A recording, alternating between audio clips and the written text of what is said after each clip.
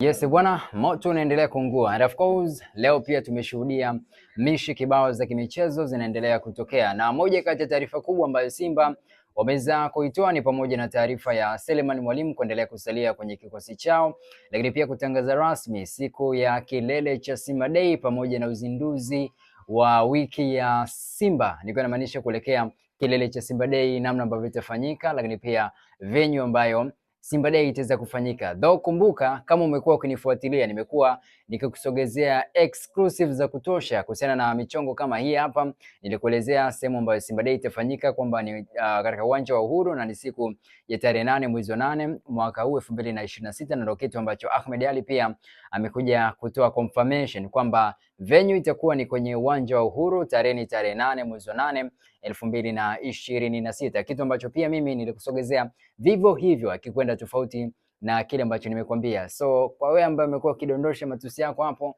kidogo kuwa na respect, though pia story ambazo nakuletea ni story ambazo tayari ziko confirmed na siwezi kukupeleka chaka kwa lolote lile. Sasa Simba leo wakaamua kumtangaza Selemani Mwalimu kwamba wataendelea kusalia naye kwa msimu unaofuata, kwa kuwa tayari wameshafikia makubaliano na Wydad, makubaliano ya mkopo, kwamba Selemani Mwalimu kile ambacho alikifanya msimu uliopita kwa kuitumikia Simba kwa mkopo, basi na msimu unaofuata pia ataitumikia Simba kwa mkopo. Lakini baada ya kuweza kudondosha waraka wao na kumtangaza Selemani Mwalimu, kilichofuata sasa Wydad wakaamua kudondosha waraka wa Kiarabu kuelezea kwamba bwana, sisi hapa hatujafikia makubaliano na timu yoyote ile kuweza kumwacha Selemani Mwalimu kwa mkopo ama kwa makubaliano mengine yoyote, ila sisi tunatambua kwamba Selemani Mwalimu ana mkataba na Wydad, lakini pia atarejea kwenye kikosi cha Wydad kwa ajili ya kuendelea kuitumikia timu hiyo, kwa kuwa pia tunamhitaji kwa msimu unaofuata. So hapa kuna taarifa mbili ambazo zinakinzana. Simba wanasema wameshafikia makubaliano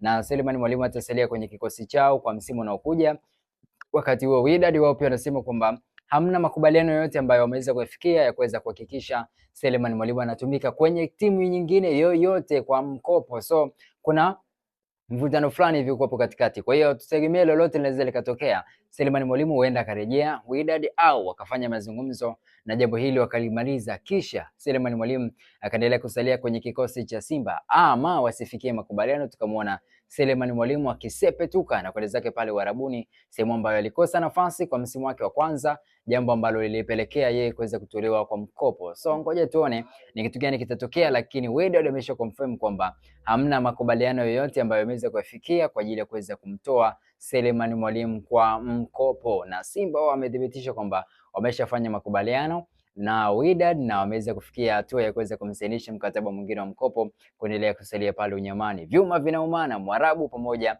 na Mbongo, akili kibongo na akili Kiarabu zinavutana hapo. So ngoja tuone ni kitu gani ambacho kitatokea, lakini tambua tu kwamba mnyama Simba anavutana na Mwarabu kuendelea kuiwania huduma ya Selemani Mwalimu. We Selemani wewe Sele, unyama ni mwingi. Mimi ni official PMTZ_the mom kid the one and only. Usiache kuweza kunifollow, kudondosha comment yako, lakini pia kushare na washikaji zako wajue ni kitu gani ambacho kinaendelea kwenye issue za information. Tetesi zote za usajili, kumbuka napitisha risiti hapa, sehemu nyingine yote usiamini mpaka confirmation ipate hapa, sehemu ambayo inakuletea stories za uhakika, story ambazo zimethibitishwa na hazina uongo wala kupepeswa fulani hivi. So kama ni tetesi tukwambia ni tetesi, kama ni ukweli tukwambie pia ni issue ambayo tayari iko confirmed. You feel me? Mid official PM.